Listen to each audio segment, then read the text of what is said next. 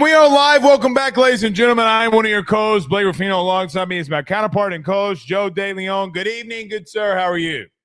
I'm doing great. I was thinking about this today. I realized we didn't get to talk about it because there's been so much crazy stuff happening.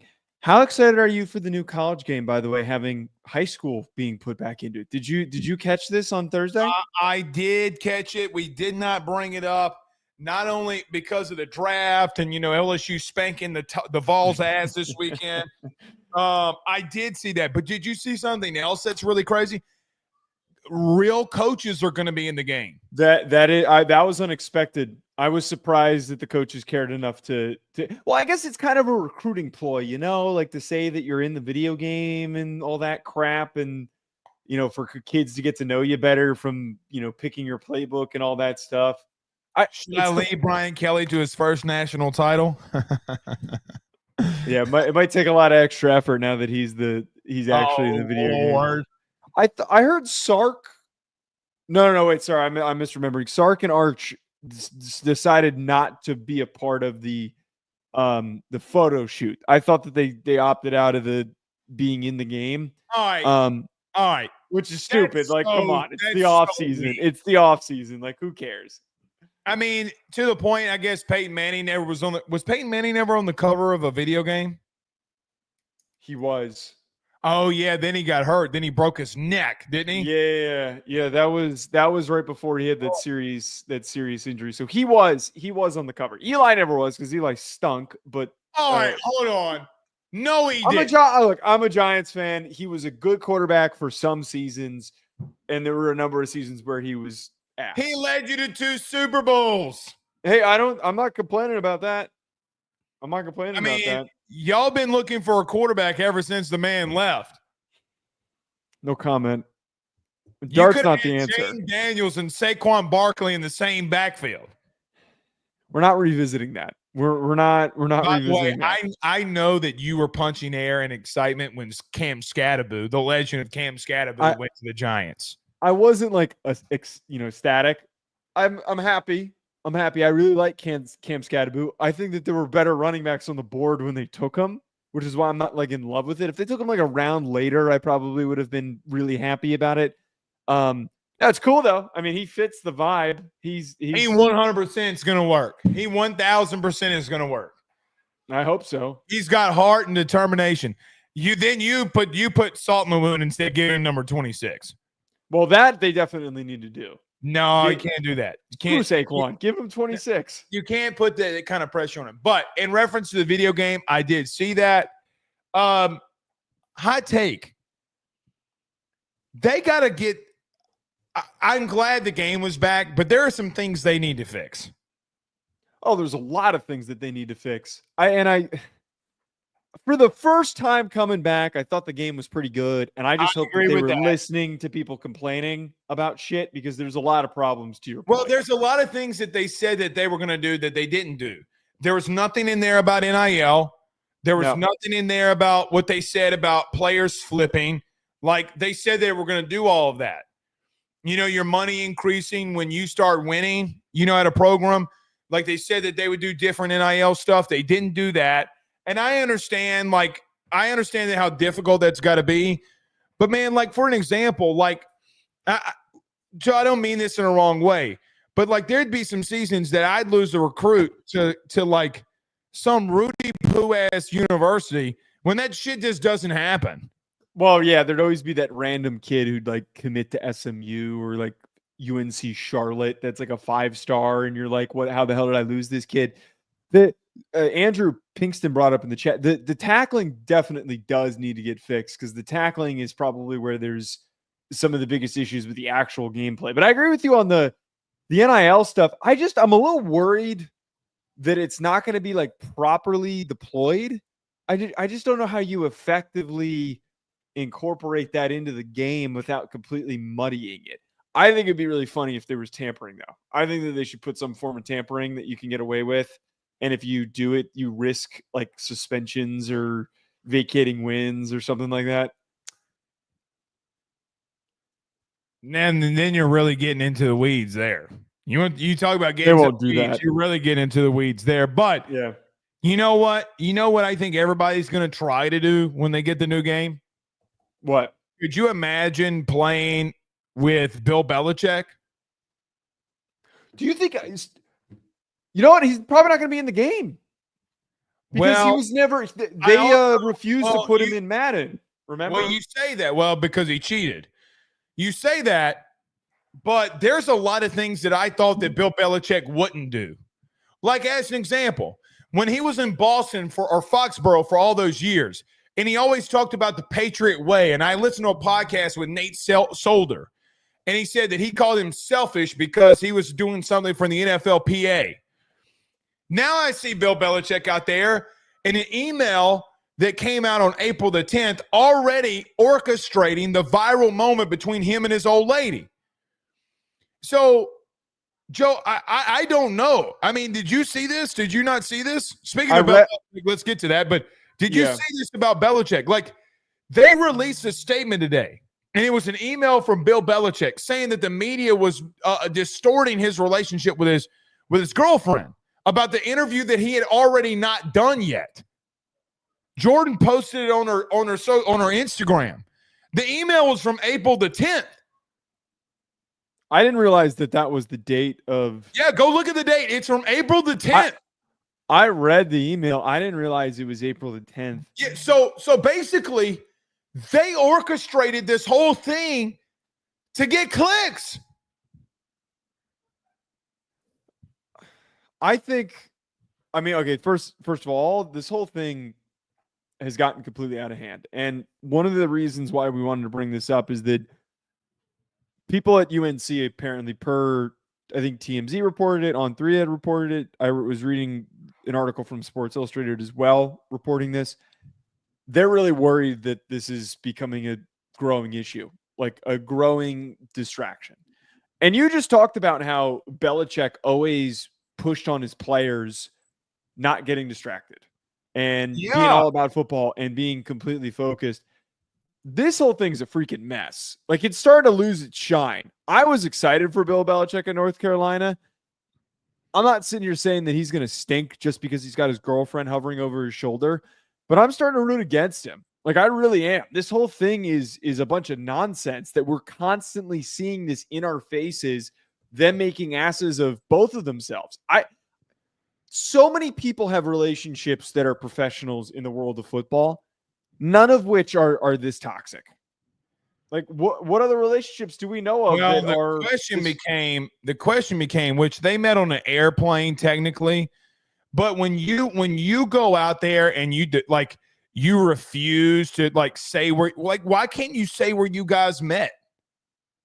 Like, why can't you go out there? Like, if you're doing an interview and everybody is so enamored by how y'all met and how y'all got together, and by the way, you're doing an interview about your relationship. He says it's about his book. What book? That's the thing that got missed in all this. No one gave a shit about their book. Yeah, I haven't heard much about this book. Like, because it doesn't exist. It doesn't. Joe, go. Can you do me a favor? Can you go to his girlfriend's Instagram?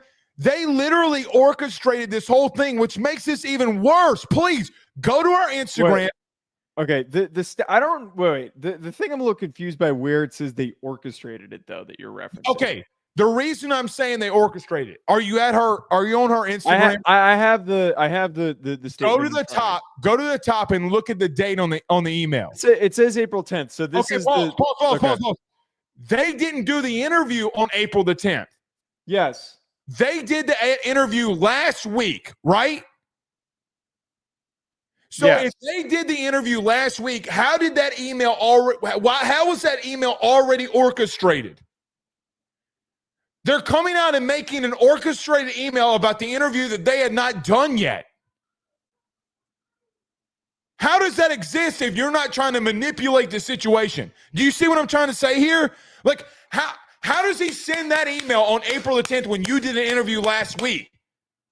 Okay, wait. I'm going to read this really quickly because I'm missing what you're talking about here. This is what was read in the email. This is about what I expected from the media. We went through how important it was for me to put I effed up in the book. And of course, this feature of the article, which is mostly admitting mistakes and talking about a Super Bowl mistake. I'm fine with putting mistakes in the book, but I'm certainly not surprised that of the 260 pages, this is what they would highlight. And of course, the IF'd up is the clickbait they used for the story. We'll see that the title of the article is, which I noticed had been conveniently left out. Do we have an approval on that? I would approve this article if I can also approve the headline, which is actually more important than the article. We can expect that the interviews and podcasts that will be supposedly drive the sales will also come from similar samples. Stop right there. Stop right there. Read that again. Read that again. We can expect that the interviews and podcasts that will supposedly drive the sales will also come from similar samples. These appearances will no doubt want to focus on whatever negatives they can extract from the book. I don't know if it's like really saying, dude, I don't care what you say. He's already acknowledging it. And then she posts the email. Okay. They know that this is about to happen. I don't know if I'm like all the way there with that. I thought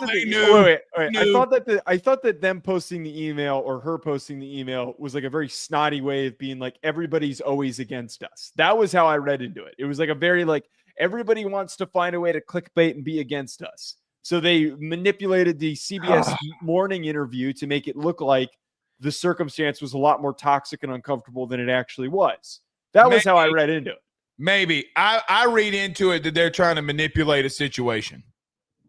I mean, I think both things. I think that I think it's less about them trying to use this as an opportunity to create virality for people to go buy the book. I think it's more about them both being so delusional to how obtuse their relationship is. Oh, nice word.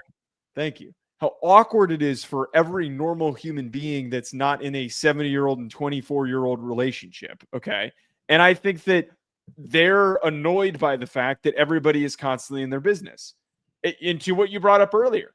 If they actually just answered the freaking questions and moved on, I don't think anyone would care about this. There's plenty of people who have massive age gaps. We never hear anything about NFL or NBA. Jerry Jones is dating extremely young women. We don't hear anything about him because he keeps it under wraps. Why is this so public? Well, because he's flaunting her everywhere, and she's wearing seductive dresses. And where they really met was on an airplane when she was doing homework. That's why she didn't want to release it, because she was doing homework on a plane, and she feels like it looks bad that he was like hitting on a girl doing schoolwork. That would make a lot of sense. The other speculation that a lot of people keep putting out there that she was an escort. And that's what I was going to say. She wouldn't. I mean, do you think she was an escort? And who cares if she was an escort? I think it's a little conspiracy theory-ish. Some people were saying that Bill, I'm not totally buying into this, but the speculation was that Bill met her through Rob Kraft, and she knew Rob Kraft because she was an escort or something like that, and that was how they now that makes sense, because he loves to get tugged on. I don't know if we want to go that far with the prediction, but I mean, he pleaded guilty to going and getting tugged on. Right. So I mean, it's not like that. We're just making it. I mean, he pled guilty. Yes. I mean, come on. Yeah, I really think though that it was probably some sort of sugar daddy website. Like that probably was what it was, and that's probably why she doesn't want to address it. And the stupidest part about her doing the whole "we're not answering that question" and getting used in the interview and everybody drawing attention to it. Now everybody is making wild like guesses on what actually happened. It got worse. Right. But see, here's the thing. He acknowledges it. That's the problem that I have. He already is acknowledging that this is about to get out of hand. Now, the question becomes for Bill Belichick, Joe, I don't really think for Bill, when the season gets here, I don't think from a football perspective that it bothers him. I really don't. But I do think it'll be a distraction for his players. How in the world can you be doing everything that he's doing and his players getting a little bit of trouble and them not like clap back at him? I don't know if he's ready for that now. I really don't know if he's ready for that part. That's the part that I would worry about. That's what I'm in agreement with you on. And that's like we can sit here and talk about like there's going to be a new incident every couple months. Like there's going to be a new thing that we're talking about. They're going to appear somewhere. People are going to take pictures. They're going to share pictures, all that stuff. I think what you just said is this is going to create an enormous distraction for when they're trying to play this season. And I'm telling you right now, and I'm going to do it on this show. Like, I promise you I will do this on this show. If they start the season poorly and they have a shit record this year, I'm going to bring this stuff up. Bill Belichick has created an unnecessary negative force towards him. Like, everyone was rooting for this. If he came in here and they won 5 games this upcoming year, everyone would have said it didn't go as expected, but we're hoping that they end up being better next year. And that if someone's going to turn around, it's going to be Bill Belichick. But instead, we're sitting here, we're talking about a head coach's relationship with his girlfriend because of the way that they act. And now we can turn to and say they didn't play well because he was too focused on this shit.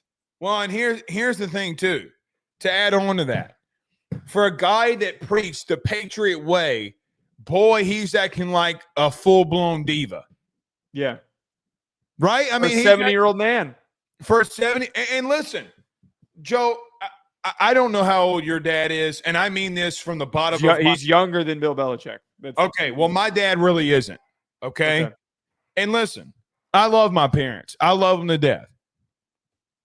Buddy, when they start getting up there in age, they just want to go out there and relax. Let him go sip does he need money?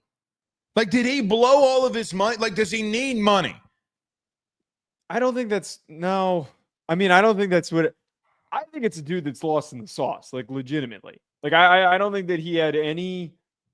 And by the way, anyone who's watched the Bill Parcells and Bill Belichick documentary, he's gotten into this shit before. When he was the DC with the Giants, he got in trouble for banging some dude's wife, and it was all over all the New York tabloids. It was some construction worker on Long Island's wife, I think.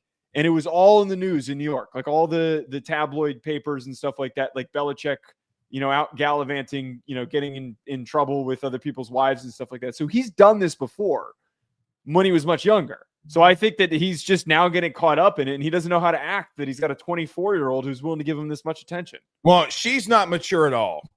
Absolutely not. I hate to say it like that, but you're right. He is getting lost in the sauce a little bit here. I hate it. I don't hate it for him because you're the one that's putting yourself in this. And look, Joe, I will tell you this. Let's just say that my son, Ben, was a part of that team. There's no way that this man's going to be able to tell my son what he can and can't do when he's having these kinds of things going on. Right. There's no way. You're not going to correct my son unless it's something very egregious.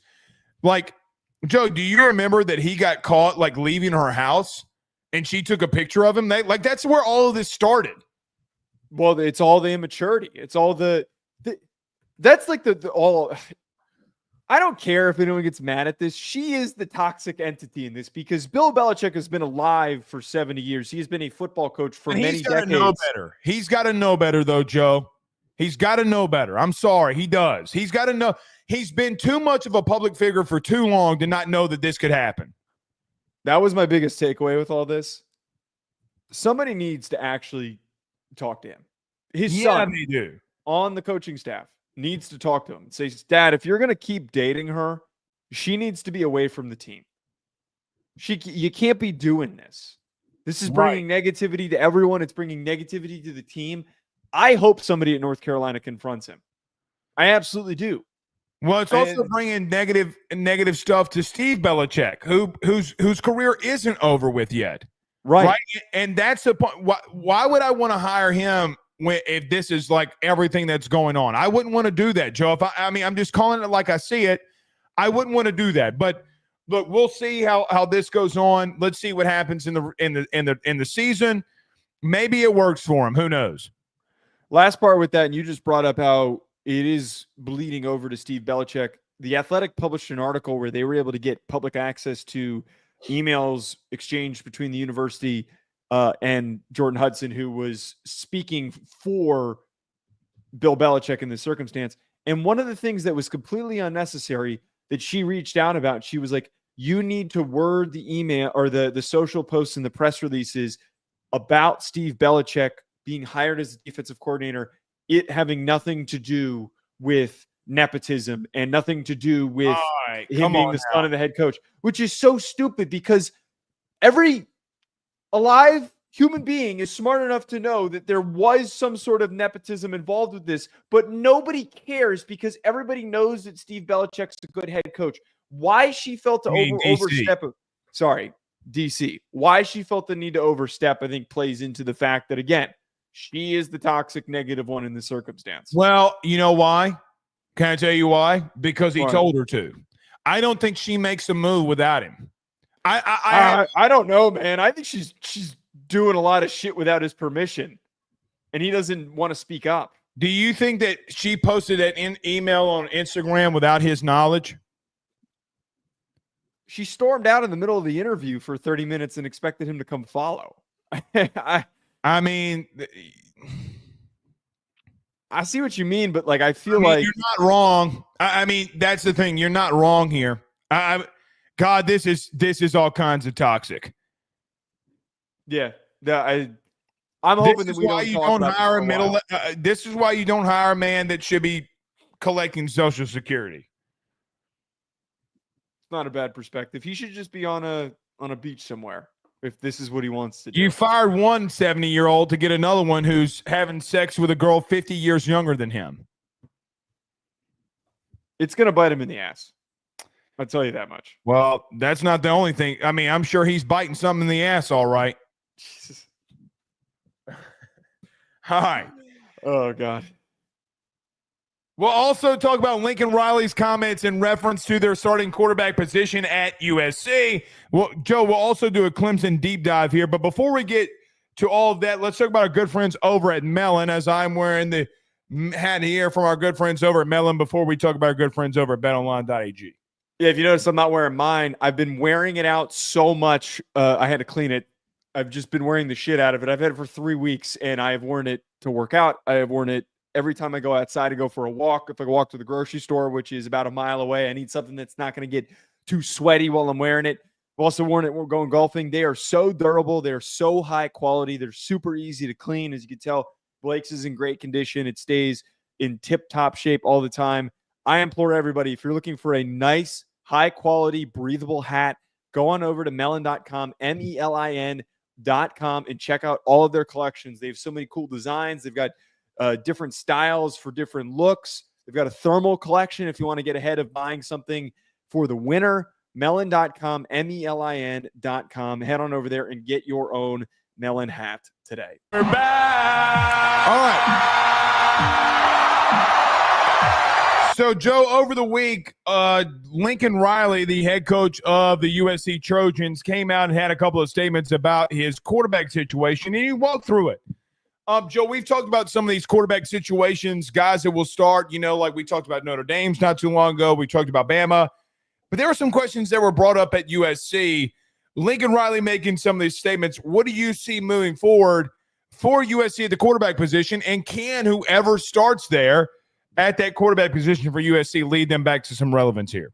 Yeah, I was stunned by how Lincoln Riley spoke so confidently and said Jayden's clearly the number one quarterback right now. And you know what it motivated me to do? It motivated me, Blake, to pull up some film for how Maiava played at the end of the season last year. And first and foremost, I thought that Maiava brought a different play style to the offense that they needed early on. And they finished the year strong because Maiava was a bigger, stronger, more physical athlete than what Miller Moss was. But as I was watching the Texas A&M game, I was just hoping for more. I was watching him and hoping for the big play. I was watching and hoping for all right, when does he take the top off of a defense? And I couldn't help but feel anxiety the entire time I was watching him because he is all over the place. I'm saying this to say, I don't know if it should be this clear-cut Jayden Maiava starts. Part of me wonders, as they're gearing up and they're recruiting really well with this 2026 class, if it doesn't make sense for them to start Hassan Longstreet, who is incredibly talented, who they pulled at the last second, highly touted. A&M. They pulled him from A&M. Part of me thinks, seeing how some of these other very gifted young quarterbacks did last year, that it might benefit them. And we'll dig in a little bit more on what Maiava brings to the table, but I just feel a little weird that he's already declaring and confidently saying that the battle's over. It's clearly going to be Maiava. After what happened with Fran Brown at Syracuse, naming Ricky Collins the starting quarterback and going and getting Steve Angeli, do you really believe any head coach at the current moment? Because I don't. It's a fair point. Now, here's what I'd say. In the A&M game, I think that's a little bit difficult, Joe, because look at how many guys had already exited the building. You had guys like Zachariah Branch already exit. You had guys like Kyron Hudson that had already exited. You had some offensive linemen that opted out of playing the bowl game. I don't know if it's fair, for what it's worth, to do that to him. What I would say, and I know that you've pushed back on me a lot about this, but let's take it from the USC perspective.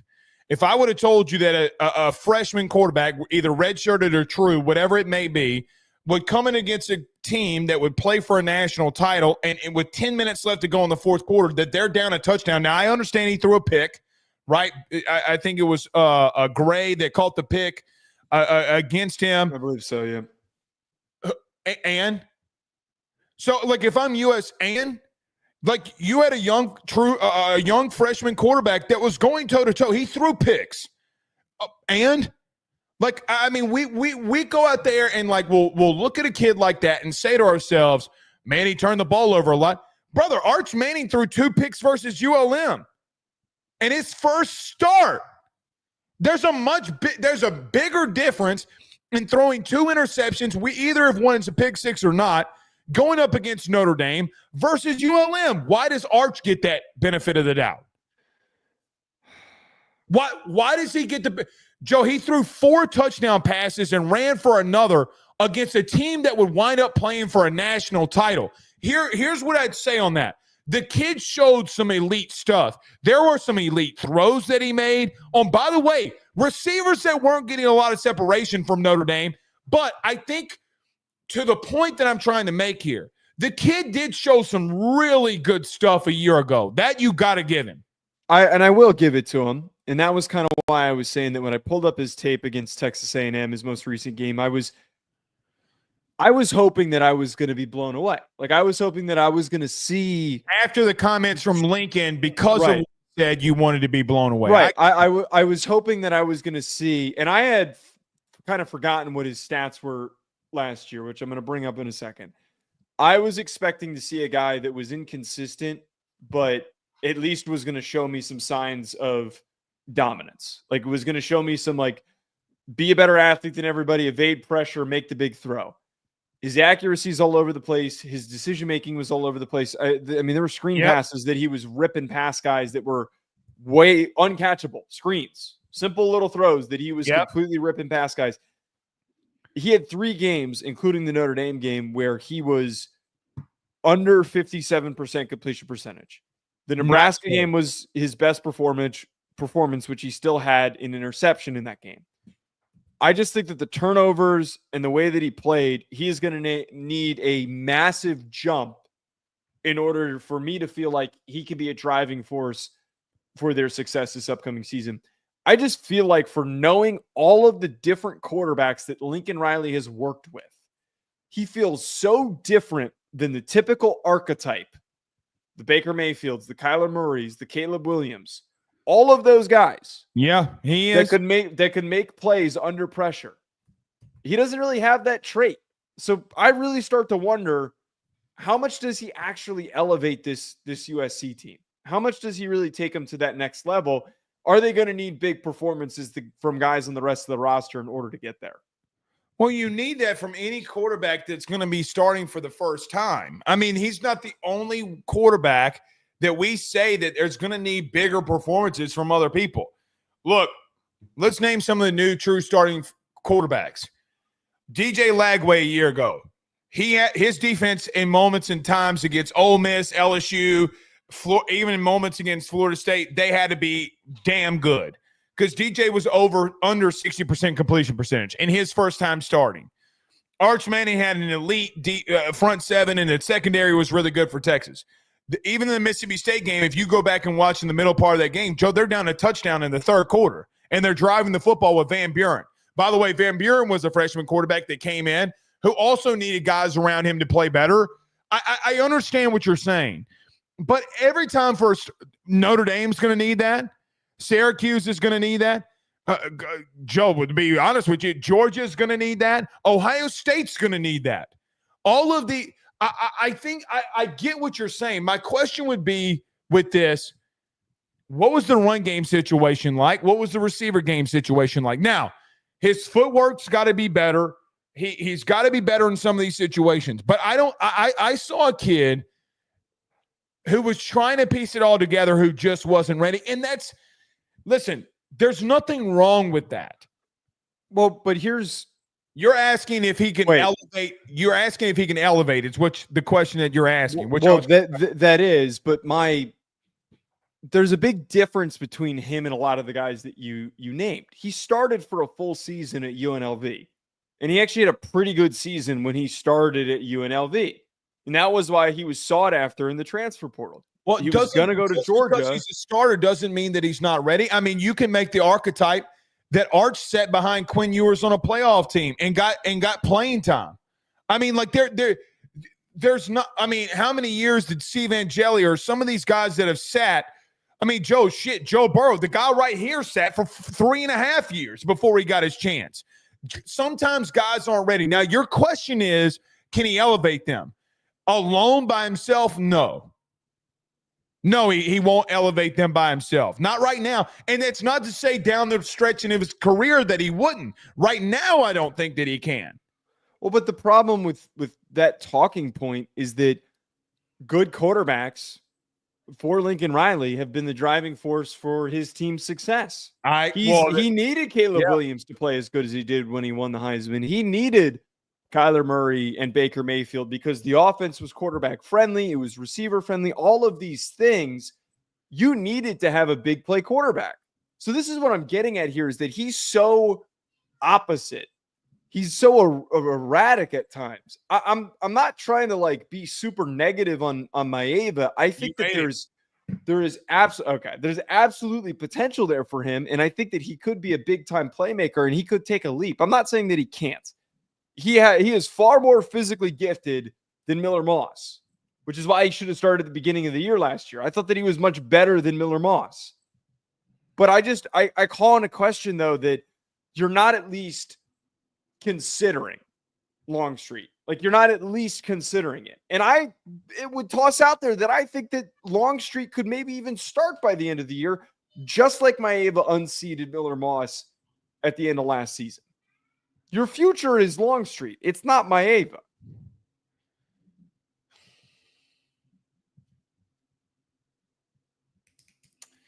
I got two things about that. Number one, okay, I think Miller Moss is going to have a blow-up year with the Brom brothers. I really do. Number two, I just don't think that they're good overall as a team. Right? Like, I don't think that he has the weapons either. Name somebody that scares you. What do you at receiver? Name somebody. Lemon's a very good receiver. Yeah, they have a very good receiver. Yeah, he doesn't scare me. No, dude, you gotta. No, I saw him. I saw him up close. He doesn't scare me. Not with what they do. He doesn't scare me. They have a very good receiver room. They have one of the best receiver rooms. Jacoby Lane's a very good player. I like Jacoby Lane, but he doesn't scare me either. So this is where you're losing me. They've got a really good receiver. Their ass. No, I didn't say that. You Notre Dame homer, you. Okay, now you're just trying to get the USC fans to turn on me. Yeah, that's what they've already turned on me. In all honesty, I think the kid will be better. I'm not. I agree. I'm not going to say that I think that he elevates them to something that they're not, but I just don't. I think that it's okay to say that kids aren't ready, and I don't think he was ready. I mean, you're asking a kid that was at UNLV to come into the Big Ten, and you thought that he was going to make it. Can I be real with you? I think that they went away from Miller Moss too soon. In this instance, you can't. When everything's going wrong, it wasn't just Miller Moss's fault. You kept losing. Like, you kept having the same offensive struggles. Well, considering he bailed, it kind of speaks to his leadership and maybe the fact that he left the team. It kind of speaks to that he probably wasn't doing enough. Lincoln Riley bailed on him.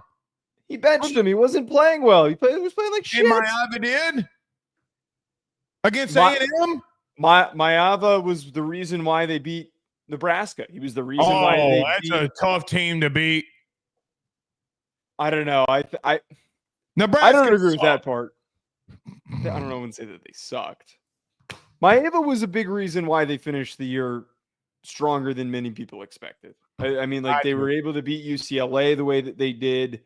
And he had a decent performance. He still had a 54% completion percentage, which is extremely frustrating. But they came back. $5 on Miller Moss winning the Heisman. That's not going to happen. You will lose that money. It's just $5. You so worried about losing $5? Well, I would rather put $5 on another player who's actually going to win it. You can't. The Brown brothers have really done some good things at quarterback, Joseph. They haven't had if they're going to have a Heisman Trophy winner, it's going to be somebody transferring in that's like actually, physically gifted. All right. We'll see. Joe, let's get to this. Before we get to our Clemson deep dive here, let's talk about our good friends over at Cheribundi, where you can get all the nutrients in antioxidants with our good friends over at Cheribundi. Tell the people about our good friends. Yeah, be sure to go over and check out Cheribundi. As you guys know, Blake and I are both health nuts. We both got into it a lot over the past year, and Cheribundi's been a big helpful part of that. They've got lots of different supplements, gummies that help reduce soreness, increase recovery. They've got ones that improve sleep, support immunity. It's used by over 500 college and professional sports teams, every NFL team. 10 of the last 11 Super Bowl champions have used Cheribundi. Every team playing in Europe or Brazil this season at Cheribundi with them. 66 out of 67 Power 4 conference football teams have used it, and every NCAA football and basketball national champion since 2007. The products are available on Amazon, cheribundi.com, or any retailer or many retailers nationwide. That's cheribundi.com, cheribundi.com. What if the one team was a team like Notre Dame? Or, I mean, not Notre Dame, like Penn State, and they needed Cheribundi to get over the top. So, like, this year we can find out. That would be a great ad. Like, they don't, you can narrow down who's not. They couldn't win a national title, or Notre Dame didn't win a national title last year because they're not using Cheribundi. That'd be a good ad. It's a smart move. It'd be a fantastic ad. All right. But I will tell you, it really does help with sleep. Literally is a part of the anti-aging protocol. Get over to Cheribundi today. Get your products where they are sold. So, Joe, we continue on our path here of doing a deep dive for a lot of these Power 4 teams. Tonight, our deep dive starts with the University of Clemson, a team that did win the ACC a year ago, a team that did get to the playoffs. Joe, in our deep dive, when you look at a team that you're pretty high on, the Clemson Tigers, how do you see their 2025 season playing out? I'm going to skip right to the main take here. We can unpack this team. Dude, the more time, now that the 2025 NFL draft is over and I've had the chance to watch tape on some of these players. Here we go. I am all in on Clemson for 2025, which is hilarious for anyone who's watched this show knows that I have been a Dabo doubter. I have been a Dabo hater. I have criticized him. This roster is incredibly gifted. This roster in an era, I sound like such a hypocrite, in an era in which a lot of teams lose players to the transfer portal, where it is hard to return key important starters. They're bringing back a lot of important production. We talked about how Penn State's bringing back, and they were able to incentivize guys like Nick Singleton and Kate Allen to come back for this upcoming year. And I can't see a team that not only has a better quarterback situation with Cade Klubnik coming back, who had over 40 total touchdowns this past year. He had only six interceptions, over 3,600 yards. The dynamic receiver duo of Bryant Wesco and Antonio Williams. But more importantly, I have dug into watching tape on this defensive line. Peter Woods is a great player. DeMonte Capart's a great player. Sammy Brown is a great athlete. Avion Terrell could be the top corner prospect in the upcoming draft. But lastly, you tweeted about this man. 19 and a half tackles for loss, 11 sacks. TJ Parker could be the first overall pick this upcoming year. He is that good. He is that explosive. At the very least, he could have an Abdul Carter type of a rise to be a top 5 pick. He's got a couple things he's got to work on, but man, that kid's sack production could go through the roof this year with the supporting cast around him and Will Heldt coming in from Purdue. Blake, to just repeat myself, I am all in on this Clemson team. All right, let me say this. There's two things about Clemson that reign true. Number one, let's look at their front seven defensively. You brought up TJ Parker. It wasn't 19 and a half. They missed one. They missed him a half a sack. You got to go into the deep dives. He had 57, 20, and 11. The last time a guy had 55, 20, and 11, do you want to know the player? Or 20 and 10, you want to know the player? Who is it? Name one of the best defensive ends that in our lifetime. You'll guess it. Who's been the best? Name him. Will Anderson. No, God bless you. No, it was actually, if you remember, it was Chase Young who had a similar stat line to that. Now, TJ Parker's is a little bit better. Remember the TJ Parker thought. I want to come back to something in just a moment. You said some things he's got to work on. Peter Woods had a down year. 28, 9, and 3, not bad numbers. Will Heldt had 10 tackles for loss at Purdue last year with 5 sacks. But Sammy Brown and Woodaz do come back. Both had around 80 tackles. One had 80, another had 83. Both were in double digits in tackles for loss. They, as a front seven unit, Joe, they had 61 tackles for loss in their starting front seven. It's a lot. Schematically, defensively, I thought that they were very bad, and I don't think with a new DC that they will be bad. But they were really bad in a lot of moments. The interesting thing about Clemson in their front seven is the production that they had within the games that we talked about a year ago. They couldn't stop a nosebleed with the sandpon. I mean, look at the games like Georgia. Look at the games like Texas. Look at the games like South Carolina. Joe, what do all three of, other than those teams being SEC, what do those 3 games have in common? They physically got abused at the point of attack. There's no way that you can look at those games and say that they didn't. You had 290-plus rushing yards net rushing yards for Texas. Joe, they were over 300 yards without the kneel downs. We've talked about that before. Joe, they're going base man in the front seven. It's not like Clemson was doing anything exotic. This was, by the way, Texas had a couple of offensive linemen down. Yep. Same can be said about Georgia, South Carolina. Here's the thing that I will bring up to you. They dominated the ACC. From a defensive perspective, they dominated. Here's where I got to push back on you. Do you want to know the stats for TJ Parker against those 2 best opponents? They weren't great. No. He had 1 tackle versus Georgia. 1. He had 3 versus Texas. 2 of them came in the fourth quarter. All of the dudes in their front seven did not show up in these big game situations. That's not me saying it. It's literally what happened. So Clemson fans will say, oh, shit, Blake's a hater. If they play LSU week 1, Blake's a hater. No. They got a lot of talent. So what am I trying to say here? I think what the most intriguing thing is that they have serious talent that they got to put in a better position to make plays. Joe, they got to stop the run. They got to find a way to stop the run. They couldn't do it against those 3 teams a year ago. But they got the dudes. That's the wildest thing about this. They got athletes all over the place, and we ain't even talked about their secondary yet. I think it's such an anomaly when you have this level of production from dudes, but yet in the biggest games, they can't find ways to put them in the right positions. I think that was a coaching staff problem. I think it was a DC problem, and why you had to change DCs. It's why you went out and got Tom Allen. Joe, they're going to have to prove that they can dominate everything outside the ACC. Because when you're playing these other teams, and they very well can do that against LSU week 1.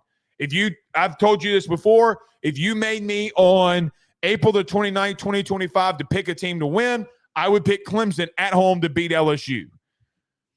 But I also seen them not show up in the bigger games the last couple of years. and from a defensive front seven perspective. It will be interesting to me to see how they respond because they do have the dudes. And listen, I am not poo-pooing on what you said about him being a potential number 1 overall pick. The dude's got serious talent, but I also need him to show up in big games along with the other collective group who did, Joe, the craziest thing where they had 61 total tackles for loss. That is the only other team that could say that from a year ago is the University of Texas. I understand the point that you're bringing up here, but there's a very key important change that has happened this offseason for Clemson. Tom Allen coming in. Wes Goodwin was fired. Some people I talked to were kind of iffy on Wes Goodwin. They thought that he shouldn't have been hired in the first place, that he shouldn't have been the DC for the team. And since Venables left, the defense has taken a step back. The way that you know that a team has more potential and that a lot of their inconsistencies came from coaching is when you, put on the tape and you watch the players and you see what they're capable of doing and you get wowed by some of the things from Capehart, who's a massive human being, from Parker, who's a massive, explosive human being. All of those guys showed potential, but they weren't, it felt like, set up as effectively to succeed. I didn't see a lot of creativity from Wes Goodwin. I didn't see like a lot that made me think, hey, you're maximizing the current group the way that Brent Venables used to do. The inability to step up in big games was a big problem. And the way that they played against Louisville was a big problem. Tom Allen did not have the same issue. Tom Allen, when he was at Penn State, their biggest games, their defense was a driving force for why they stayed close. It was why the game was close against Ohio State. It was why the game was close against Notre Dame. It was why they were able to dominate Illinois the way that they did. He is a brilliant enough of a defensive mind. We saw how quickly he stepped in with the talented group of Penn State defenders, took them over, galvanized them, and set them loose to make big plays.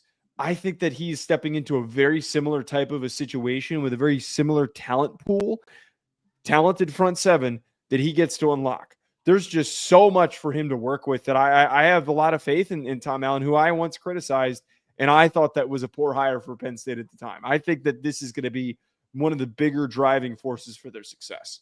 I agree with you on this. They have a lot of talent that Tom Allen can work with. The problem I see with your thought on this, ain't no scheme going to stop them getting bullied up front the way that they did in that playoff game. There's no way that you can look at that game and say to yourself when Peter Woods is getting blown off the ball that, Joe, I listen, I agree. Listen to me. I agree with what you're saying. If you told me at the end of the year that front seven absolutely abused teams, I'm right there with you. I can see it. I understand it. But you're going to have to also look at this from this perspective too.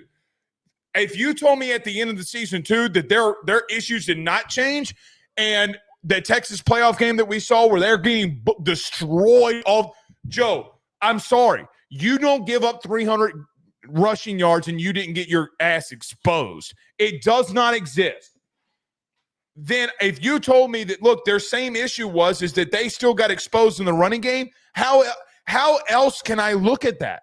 Right? Like, do I think TJ Parker's a top 10 pick? I'm with you. I agree. Do I think Peter Woods, who's been mocked in the top 10 too? I actually don't. I think that's too high. That's too rich for me. I agree. I think it's a little too high. It's way too rich for me. Is Sammy Brown a top 10 pick in the future? Yes. I'm with you on all of that. Their biggest issue has been both lines of scrimmage in the run game. Let me flip up the other side of this to you as well. Let's stay on the positive side. I think that they can do that. How about that? I would lean to the part that Tom Allen finds a way. But here's the other aspect of that. Joe, the offensive line here too, the reason that I'm so worried about like putting all my chips like you did into the middle of this, they were 73rd in the country in TFLs allowed. Tackles for a loss allowed. Joe, they were averaging, this offensive line of giving up 5.5 or 5.57 to be exact tackles for loss per game. Want to know where all of them came from? You ready? Texas had 6. Georgia had 7. South Carolina had 4. So again, I felt like I see a team that dominated aspects of the ACC, but when they stood up in competition at both ends, they got pushed around a little bit. And I don't know how to quantify that. Do they take the next step forward? And listen, we're 10, 12 minutes into this, and we haven't even brought up Klubnik.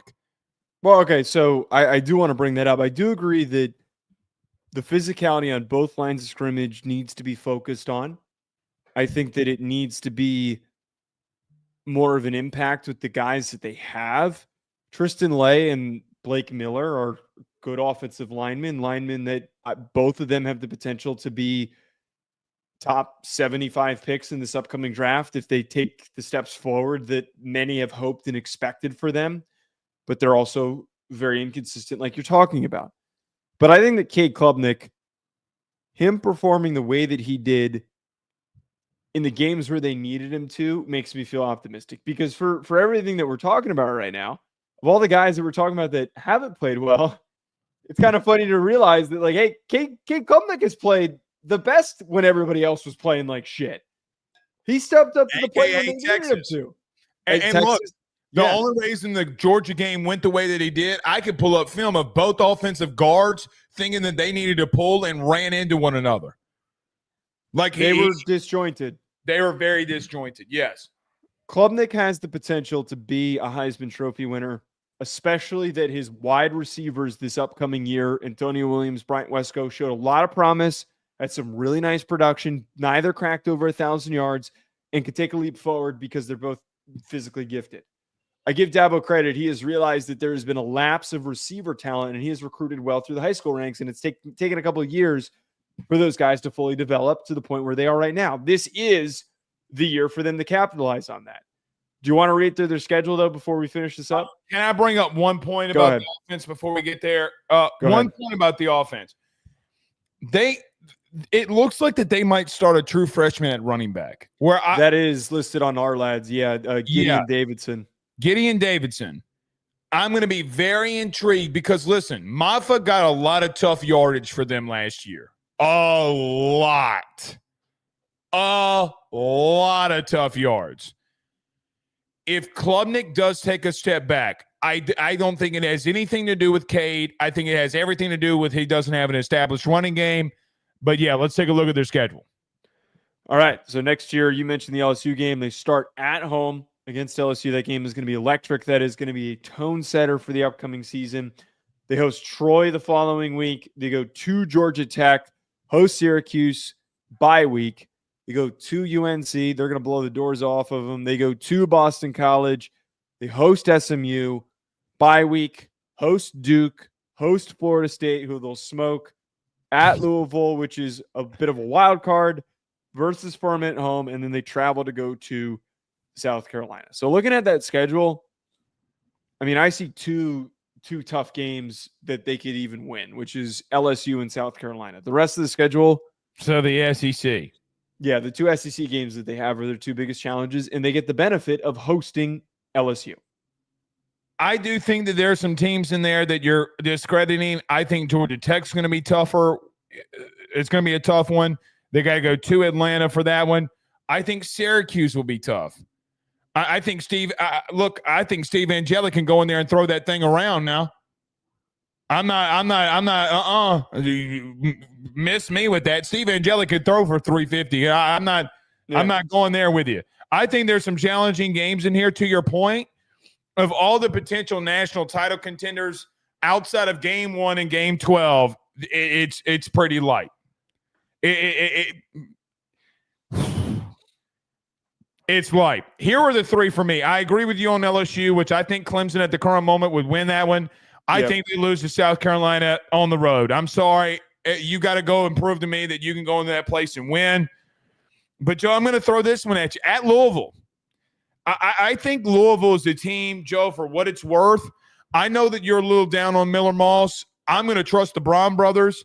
They got a really good running game. They bring back some receivers. They bring back 3 offensive linemen. They go in the portal and get a couple more that were starters. Defensively, I think that they got better. That's a tough place to go into. By the way, you get them horses start running, and I'm telling you now, shit gets goofy. Shit gets goofy down there in Louisville. So I think that one's tough. But again, as the national title contenders, I think this one could be a more favorable schedule than the rest.